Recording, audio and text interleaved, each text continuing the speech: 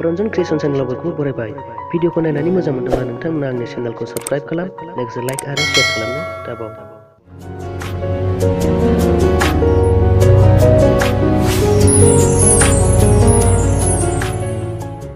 फै जों दिनै रन्जन बसुमतारी सुजुनाय नैबे दोंसे खन्थाइखौ प्रियाराम शेरनि गाराङाव खोनासंलांदिनि।